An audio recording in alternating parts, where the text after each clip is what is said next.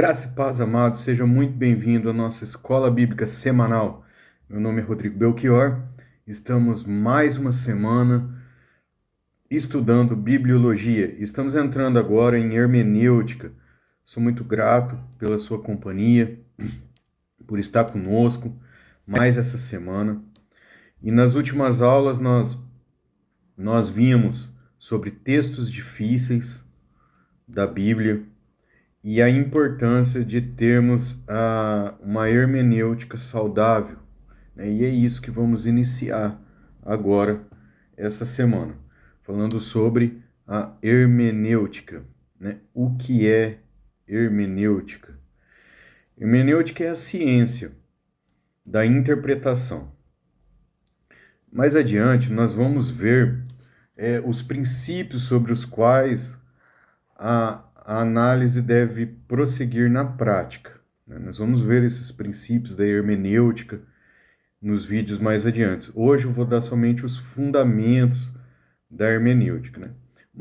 Uma definição mais ampliada de hermenêutica é a seguinte: hermenêutica é a tarefa de identificar o sentido original de um texto e como esse significado pode ser relevante em outros contextos, especialmente nos dias atuais de hoje, né? Então, esse que é uma definição mais profunda da hermenêutica. A hermenêutica abrange a exegese, né, que se ocupa exclusivamente da descoberta do significado original de um determinado texto, né? Então, no que foi escrito no original, né? No hebraico, no aramaico, no grego, a exegese vai se preocupar com o significado original, né, de um determinado texto, fazendo uso das línguas originais, que se torna necessário para ter uma hermenêutica bíblica, né? Então, por isso que nós temos a hermenêutica, ela abrange a exegese também. O termo hermenêutica vem do nome Hermes, que na mitologia grega era um mensageiro, intérprete da vontade dos deuses, né? Ele é mencionado em Atos 14:12, esse nome.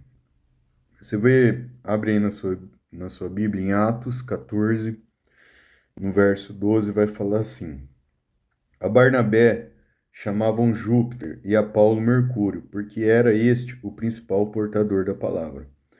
Essa palavra Mercúrio é Hermes. É que no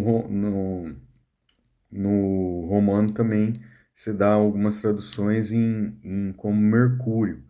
Mas vai ter Bíblias que vai estar escrito Hermes, vai ter Bíblias que vai estar escrito Mercúrio, mas estão se referindo à mesma entidade. Se referindo à mesma entidade. Então, o que aconteceu aqui? Paulo e Barnabé chegaram em Listra, pregaram, curaram um coxo lá, uma pessoa que não andava. E as pessoas começaram a endeusar eles, chamar eles de Mercúrio, que é Hermes, e de Júpiter. Por quê? Porque Paulo era o que falava ao povo, continha a palavra. E esse suposto deus Hermes, ele tinha essa missão.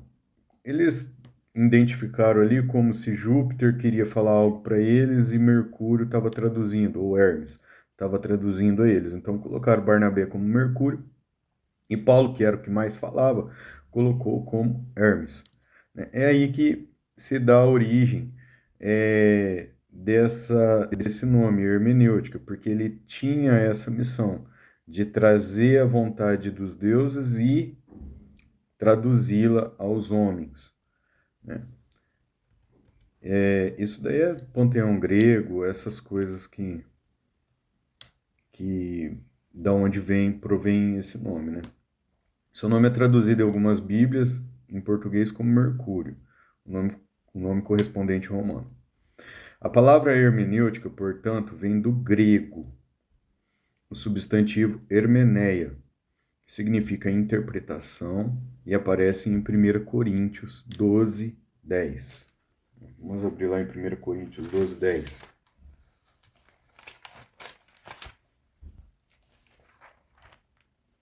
Primeira Coríntios 12, 10 diz assim, tá ali aquela parte que está falando acerca dos dons espirituais. No 10 fala, a outro, operação de milagres, a outro, profecia, a outro, discernimento de espíritos, a um, variedade de línguas e a outro, capacidade para interpretá-las. Essa palavra, interpretá-las, ela é hermeneia, né, que é o substantivo, da onde provém essa palavra hermenêutica do grego. Né? Bom, a capacidade natural de interpretar. Deus nos deu uma capacidade natural de nós interpretarmos qualquer coisa. Né? A capacidade de interpretar foi dada ao homem por Deus, que nos criou como seres capazes de comunicar verbalmente. Então, nós já temos essa cognição. Essa capacidade de interpretar é uma habilidade intuitiva que já está implantada em nossa mente. Essa hermenêutica natural que temos, dada por Deus, nós usamos no dia a dia. Não somente para entender textos inteiros, como também textos isolados. Então, nós temos essa capacidade de interpretar, ou essa hermenêutica natural, intuitiva que Deus nos deu. E isso nós podemos ver um exemplo de placas de trânsito. Um exemplo mais comum, assim, seria de placas de trânsito. Se nós temos uma placa escrito pare e a outra escrito pare no acostamento, logo nós conseguimos naturalmente identificar que a placa que está escrito pare é para nós literalmente parar, correto? Tem uma placa, cheguei na esquina, ela pare, eu tenho que parar, é obrigação minha parar antes de atravessar. Agora, a placa que está escrito pare no acostamento, tá te obrigando a parar? Não. Pare no acostamento significa que se eu precisar parar, eu vou parar no acostamento. Então, essa habilidade natural que temos de interpretar intuitiva é colocada por Deus dentro de nós. Né? Outro exemplo, cuidado, crianças.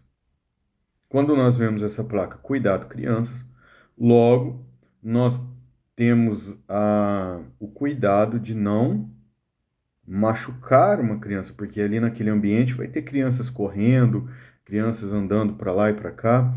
Então nós temos que tomar cuidado para não machucá-las, correto?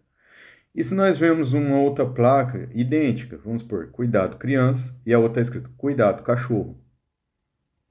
Ali, quando tem cuidado cachorro, nós já temos que nos preocupar não em machucar o cachorro, mas tomar cuidado para não nos machucar. Né? Então essa é a diferença. Eu consigo interpretar cuidado cachorro, cuidado criança, né? As duas falam de cuidado, mas uma é para mim não machucar, a outra é para mim não ser ferido. E também temos a questão do pare. Pare, uma é para parar, literalmente, e a outra é se eu precisar parar. Essas interpretações naturais nós temos dadas por Deus, né, que faz parte de nossa cognição mental, para nós podermos nos comunicar verbalmente com pessoas. Né? E isso é um dom de Deus ao ser humano. Né? Então é facilmente identificado essas coisas. Essa habilidade natural também é usada para detectar quando uma frase tem sentido literal ou figurado. Por exemplo, Romanos 12, 20. Vamos abrir lá.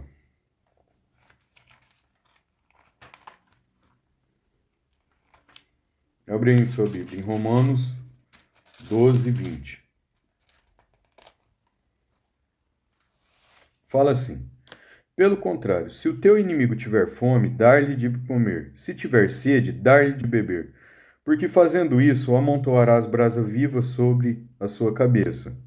Não te deixes vencer o mal com o bem. Mas vamos nos atentar somente no 20.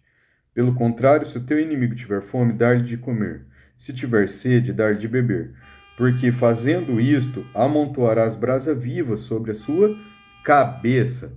Então, o que nós vemos aqui? Nós vemos que nós utilizamos essa habilidade natural de identificar se um texto é literal ou figurado, né? Aqui nós vemos nesse texto que dentro de um só texto existe as duas coisas. Existe uma figura de linguagem e existe algo literal mesmo.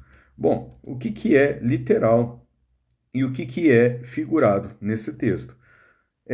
A primeira parte, né? A primeira parte diz assim: se teu inimigo tiver fome, dá-lhe de comer. Se tiver sede, dá-lhe de beber. Essa primeira parte, usando o meu sentido natural de interpretar as palavras, eu sei que é literal, totalmente literal. Se meu inimigo tiver fome, eu vou dar de comer para ele mesmo. Se ele tiver sede, eu vou dar de beber para ele mesmo. Isso é literal. Qual que é a parte figurada do texto? A parte figurada do texto é: fazendo isso, amontoarás brasa viva sobre a sua cabeça. Será que depois que eu der comida e bebida para o meu inimigo, eu vou ter que pegar uma panela de brasa e colocar na cabeça dele? Isso é literal? Não, isso já é figurado, né? Então, essa capacidade de entender o que é literal e o que é figurado também se dá na nossa capacidade natural. Isso claramente nós vemos que é algo figurado e literal no mesmo texto. Então, por que Paulo falou isso? Paulo falou isso para dizer que o inimigo se porta como um papel de humildade e arrependimento quando você se dá ao fazer o bem para o seu inimigo, né? Por quê? Porque tinha um costume no Egito de que quando a pessoa queria mostrar arrependimento público de algo que ela fez, ela catava uma panela de brasas e colocava sobre a cabeça.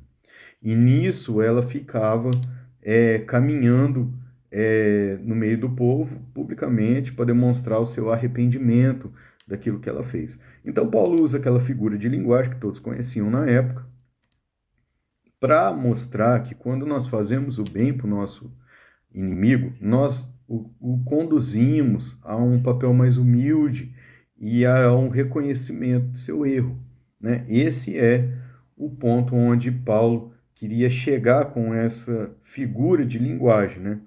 Então, o que é literal e o que é figurado, né, nós conseguimos identificar facilmente, né? Isso por quê? Porque é algo natural de nós. Você quer ver um exemplo? Vamos lá em Apocalipse 12. Apocalipse 12, do 3 ao 4, diz assim: viu-se também outro sinal no céu, e eis um dragão grande, vermelho, com 7 cabeças, 10 chifres, e nas cabeças 7 diademas. A sua cauda arrastava a terceira parte das estrelas do céu, as quais lançou para a terra.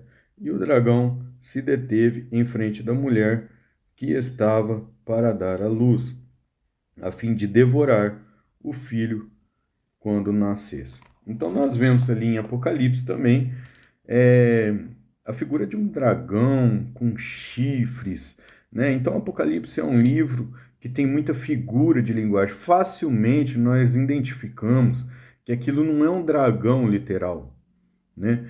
Não é um dragão que tem tantos chifres e a cauda arrastou somente estrelas naturais que nós olhamos para o céu. Não foi só isso que aconteceu. Isso é uma figura de linguagem que está querendo dizer algo por trás, facilmente identificado pelo nossa hermenêutica, nossa intuição natural que Deus nos dá. Então isso ocorre em toda a Bíblia.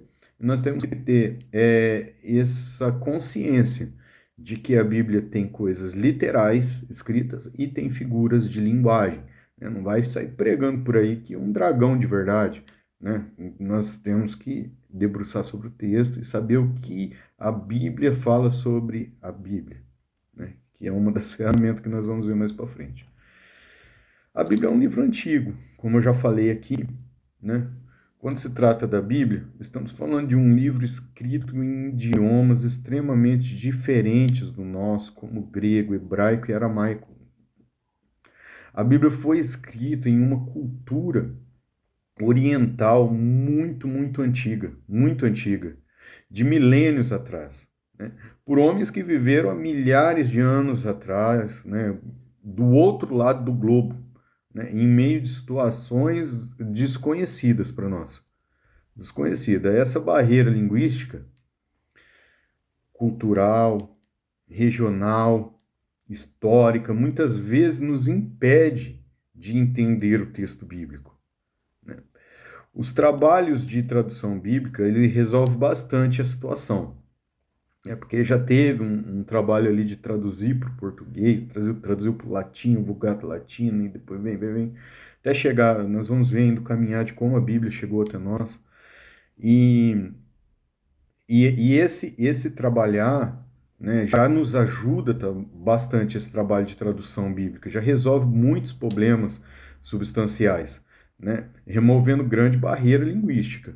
Mesmo assim, outras barreiras permanecem, como por exemplo aquela que eu dei exemplo de uma cultura que tinha na época de carregar uma panela com brasa na cabeça. Como que a gente vai imaginar isso no dia de hoje? Hoje nós olhamos para a rua, não vemos ninguém com uma panela com brasa na cabeça, e se nós chegarmos a presenciar esse episódio, nós vamos falar que a pessoa é louca, né? Não, não cabe mais a esse tempo. Então temos essas barreiras linguísticas muito grandes na Bíblia, que nós precisamos da hermenêutica para poder aprender a lidar com essas situações, para nós não sairmos pregando. É bobeira, né? Como vemos acontecer muito aí na internet, muito aí em alguns pastores que fazem essas coisas e envergonha o evangelho, né? Os trabalhos de tradução bíblica resolvem esses problemas substanciais, mas não resolvem tudo. Mesmo assim, permanece outras barreiras, mostrando que nossa capacidade natural nem sempre é suficiente, né? Nós temos essa capacidade natural, mas ela não é totalmente suficiente para nós identificarmos essas barreiras linguísticas que temos, né? Culturais, regionais, né? Imagine só quantos anos fazem, né? Que foi escrita a palavra de Deus, né? Como nós já vimos aqui, por reis, por homens simples, por fazendeiros, né? E esses homens também tiveram uma distância entre eles que também distancia de nós, né? A Bíblia foi escrita no Oriente Médio muito antigo, né? Então, para nós, tem uma distância tremenda das coisas que está na Bíblia. Então, nós precisamos da hermenêutica e das ferramentas que a hermenêutica vai nos prover para que possamos identificar qual a verdade de Deus, qual a mente de Deus escrita nas Escrituras. Tá? Hoje nós ficamos por aqui. Essa foi a nossa 9ª aula.